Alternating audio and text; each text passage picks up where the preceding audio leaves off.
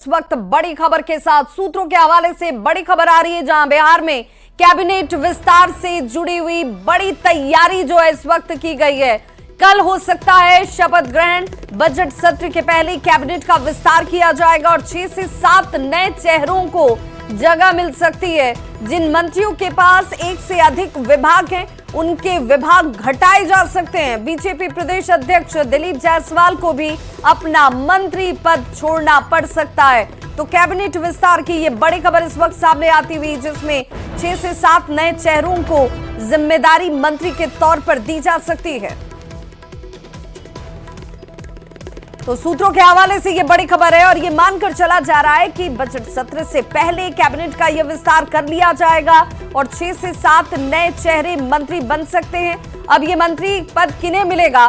तो जिन मंत्रियों के पास एक से ज्यादा विभाग की जिम्मेदारी है, उन मंत्रियों से वो विभाग लेकर मंत्री बनाए जा सकते हैं।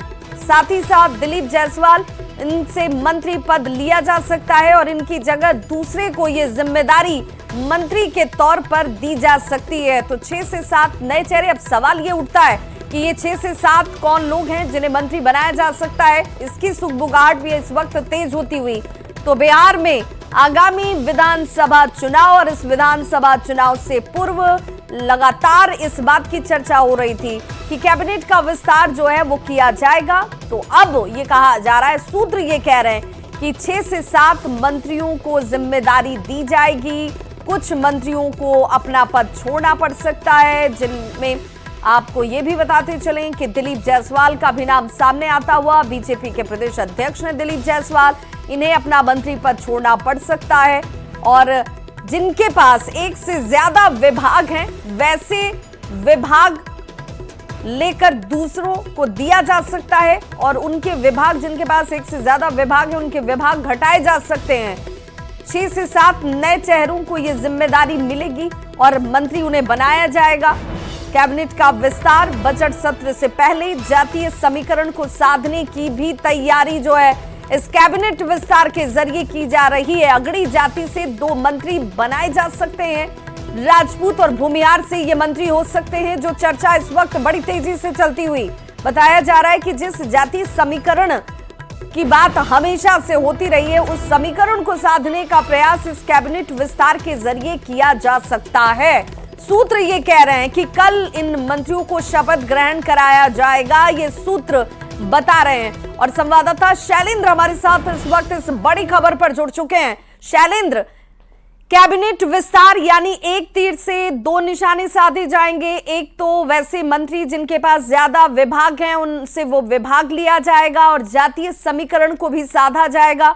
अगर कुछ जातियों का प्रतिनिधित्व कम हो, नाखुशी हो, उसका असर पड़ सकता है विधानसभा आगामी चुनाव को लेकर, तो वो कैलकुलेशन यहां बिठाने का प्रयास होगा।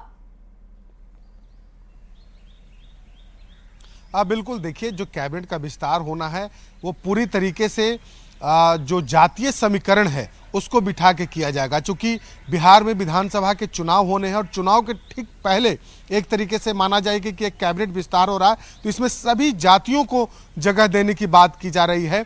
जो खास करके यदि हम अगड़ी जाति की बात कर लें तो एक भूमिहार कोटे से और एक राजपूत कोटे से, वहीं यदि पिछड़े की बात कर लें तो पिछड़ा से भी 1 मंत्री और अति पिछड़ा से 2 मंत्री बनाए जाने की संभावना है। और साथ ही साथ जो कोयरी और कुर्मी जो समाज है, उस समाज से भी एक मंत्री बनाए जाने की संभावना है। और सबसे बड़ी बात है कि इस बार बीजेपी ने तैयारी यह भी की है कि जिस समाज से सुशील कुमार मोदी आते थे, उस समाज के चेहरे को भी मंत्री बनाए जाने की तैयारी बीजेपी ने इस बार की है। तो कुल मिला के कहा जा सकता है कि जो जातीय समीकरण है उसको साधने की तैयारी होगी। और जो नाम आएंगे, वो नाम कौन से हो सकते हैं? क्या इसकी कोई चर्चा चल रही है कि इन संभावित नामों को मंत्री की भूमिका दी जा सकती है, उनके पास ये दायित्व जा सकता है?